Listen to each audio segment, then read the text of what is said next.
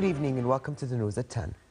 His Majesty King Abdullah received an invitation from Saudi King Salman bin Abdulaziz to participate in the Arab Summit scheduled to be held in Dhahran city on the 15th. His Royal Highness Prince Faisal bin Al-Hussein, the Regent, received the invitation during a meeting with Saudi Ambassador to Jordan, Prince Khalid bin Faisal bin Turki Al Saud. Prince Faisal stressed the King's keenness to ensure the success of the upcoming summit and come up with resolutions that would contribute to activating joint Arab action, serve the Arab nations' just causes, preserve its interests, and meet the aspiration of the Arab peoples to live in peace and security. His Majesty King Abdullah congratulated Egyptian President Abdel Fattah al-Sisi for being re-elected as President of Egypt. During a telephone conversation, His Majesty stressed his keenness to forge closer ties between the two countries and continue coordination and consultations on regional and international issues to achieve common interests. And Prime Minister Hani al-Mulki congratulated his Egyptian counterpart Sharif Ismail on holding the presidential election, as well as the re-election of Abdel Fattah al-Sisi as Egypt's president. In a letter to the Egyptian Prime Minister, Mulki said these elections constituted a key milestone on the path of enhancing democracy, adding that they also reflected the will and determination of the Egyptian people. The Prime Minister also voiced Jordan's keenness to enhance Jordanian-Egyptian ties to serve the interests of the Arab nation. Senate President Faisal al-Fayez, currently on an official visit to Kuwait, met with Kuwaiti Prime Minister Sheikh Jaber al-Mubarak al-Hamad al-Sabah and discussed with him scopes of cooperation between Jordan and Kuwait. The two sides voiced pride in the advanced level of political, economic and social relations between the two countries.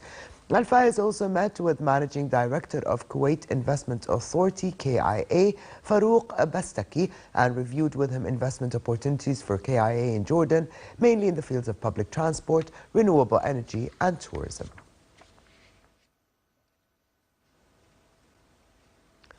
A Palestinian man was killed by Israeli gunfire in Gaza today, raising the death toll from clashes along the border to 17. 16 Palestinians died after being shot by Israeli troops on the first day of a 6-week-long protest, pressing for a right of return.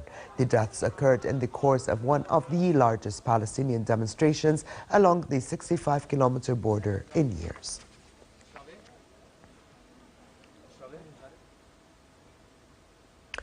Over to Syria, where a total of 40,000 civilians have returned home to eastern Ghouta, where the army nearly gained full control. The return of the civilians was still ongoing, as the Syrian army has recaptured all towns in eastern Ghouta except for the last rebel stronghold of Douma.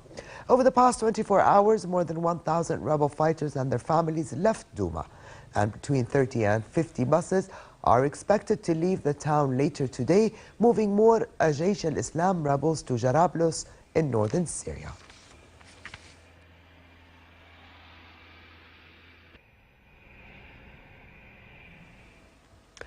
UN Secretary General Antonio Guterres urged the warring sides in Yemen to reach a political settlement to end a 4-year-old conflict that has left 22 million people in urgent need of aid. The UN conference in Geneva is seeking pledges towards a $3 billion funding appeal to address the world's worst humanitarian crisis. The Yemeni foreign minister echoed Guterres' call for a return to the negotiating table, saying the government was working to open ports and airports to humanitarian aid.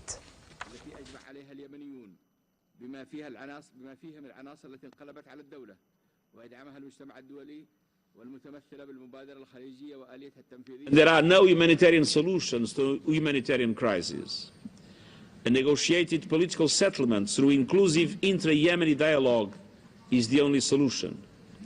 And I urge all parties to engage with my new special envoy, Martin Griffiths, without delay. We need funding to keep people alive in Yemen, more than 20 million people in desperate need. But we also need to end the war. It is not a tsunami making this. It's no drought. It is a war that should end. So we need a ceasefire, we need peace talks, we need an end to the embargo on many of Yemen's ports. We need the man-made disaster to end. Russia and Turkey marked the official start of work to build Turkey's first nuclear power plant. Russian President Vladimir Putin and Turkish President Tayyip Erdogan launched the construction of the $20 billion Akkuyu power station in the southern Turkish province of Mersin. The plant will be built by Russian state nuclear energy agency Rostom and will be made up of 4 units, each with a capacity of 1,200 megawatts. The $20 billion 4,800 megawatt plant is part of Erdogan's 2023 vision, marking 100 years since the founding of modern Turkey, and is intended to reduce Turkey's dependence on energy imports.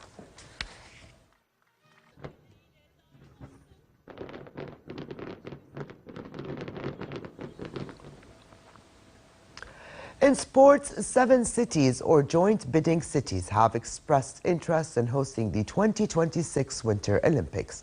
The International Olympic Committee said Canada's Calgary, Austria's Graz, Stockholm, Sion in Switzerland, Turkey's Erzurum, Japan's Sapporo, and a joint bid from Italy's Cortina d'Ampezzo, Milan and Turin are all in the initial process. The cities will now enter a dialogue stage until October, when the IOC will invite an unspecified number of them to take part in the one-year candidature phase. The IOC has overhauled the bidding process from Games after a sharp slump in interest from potential cities in recent years, cutting costs for bid cities and slashing the campaign time in half.